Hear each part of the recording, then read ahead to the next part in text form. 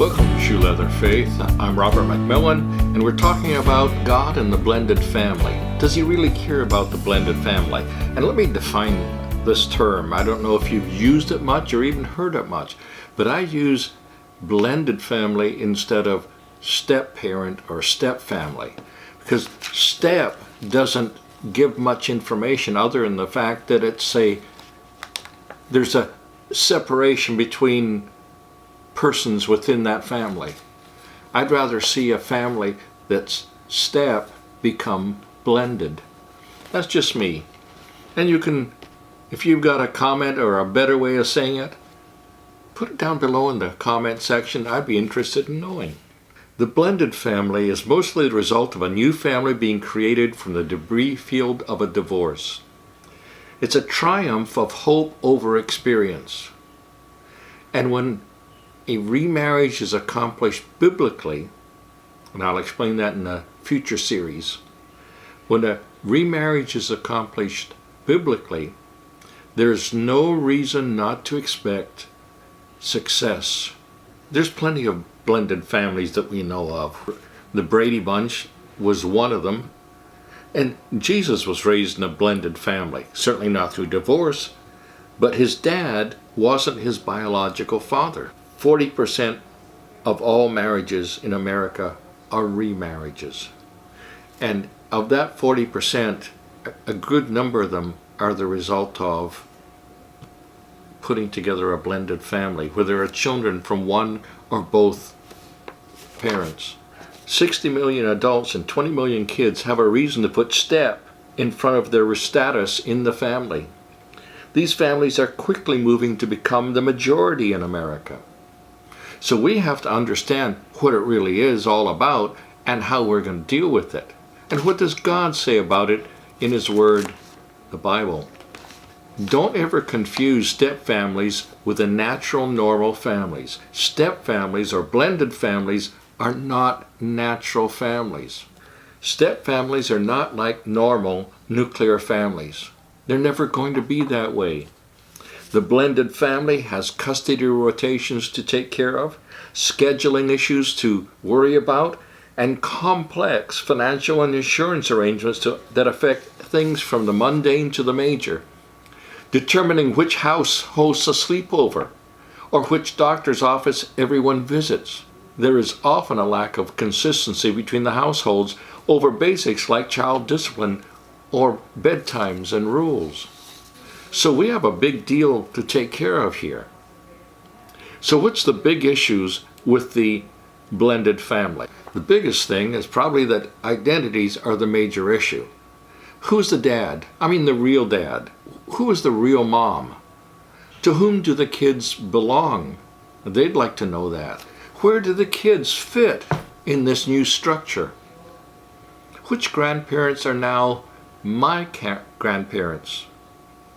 Just filling out a form can get confusing. What do you want to put down as your name? What do you want to put down as your parents' names? For a child in a blended family to establish his identity, he must work his way through his role confusion. This period in a child's life becomes a crisis time in the teenager's years, and according to the developmental psychologist Erik Erikson, is a crucial issue that must be resolved. They are trying to establish an adult description of themselves, and their foundation, their family, has just become unhinged. Who are they? What have they become?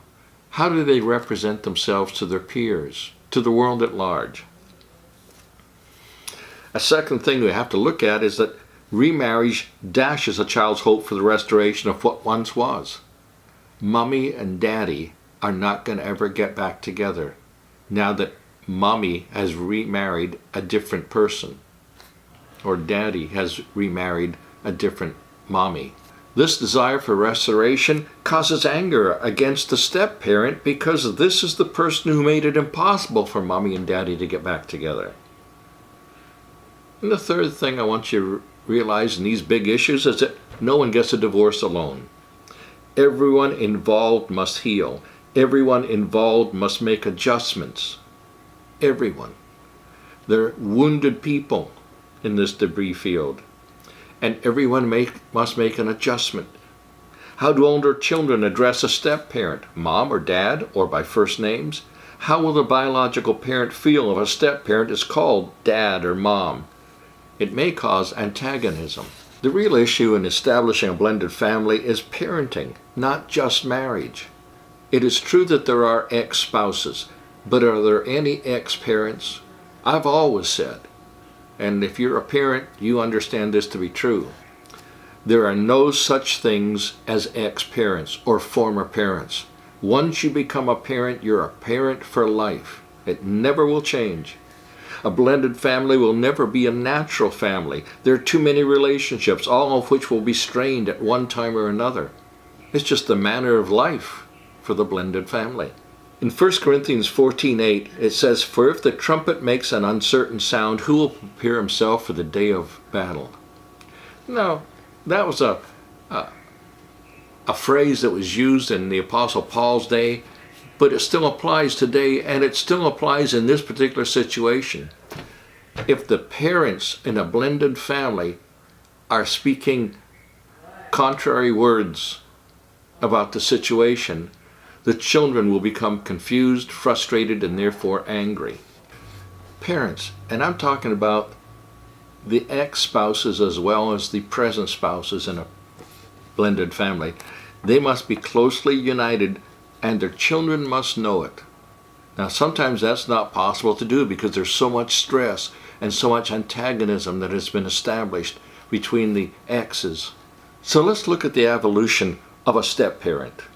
You come into a family and all of a sudden this strange child is your responsibility, at least in part. You don't know, however, what part that is. And you're bound to learn it, but not anytime soon. So let's look at some phases that you will go through as you establish yourself as a legitimate parent to those children and as a legitimate member of the blended family. Phase 1 is the babysitter role. It is not your job at the beginning to discipline that child or instruct that child how he or she should live. You're the babysitter. Your blended family becomes a single parent with help attached. You may not like it, but that's the way it's going to be until you prove yourself and establish yourself. And you'll need to get your spouse's support on this. The step-parent monitors activities, shares spiritual interests, learns about the children, negotiates rules with the biological parent behind closed doors, not in front of the child. The biological parent must begin to transfer power to the step-parent, and that's got to be hard. But it has to happen. You see, the thing is, a lot of the stress in a divorce and remarriage situation is the result of people don't want to give up power. They're interested primarily in their own happiness and sense of well-being rather than in doing the right thing for the children. After that, you move into phase 2. It's kind of what I would call the uncle and aunt role. It's a mentoring role. You negotiate agreements with older children so you can be involved directly with those older children and negotiate arrangements and disciplines and all the rest of it. The phase 3 is a step-parent coalition where you and your spouse are together on how it should be worked out, how the whole process should be worked. I want to turn to a different topic, bring the Bible back into it, since we're supposed to be teaching the Bible. But there isn't much teaching about the blended family, other than the fact there's a couple of them. Mary and Joseph were one blended family, not through divorce, but they certainly were blended. Let's look at the word that we translate kinsman or kinsman redeemer. It's the Hebrew word goel. That's one who carries out justice for someone denied it within a family unit. And you see that coming to fruition in the book of Ruth. In Ruth 2:1 it says, "There was a relative of Naomi's husband, a man of great wealth, of the family of Elimelech. His name was Boaz." Okay, so they're related. In Ruth 2:20, Naomi said to her daughter-in-law, Ruth, "Blessed be he of the Lord, who has not forsaken his kindness to the living and the dead." And Naomi said to her, "This man is a relation of ours, one of our close relatives."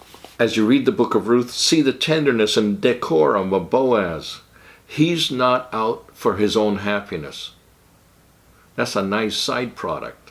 But he's out to do the right thing, the righteous thing, and fulfill his responsibility as a man of God. And every step-parent has to take on that responsibility. I didn't say this is going to be easy, did I? No. Not likely to say it's going to be easy, ever.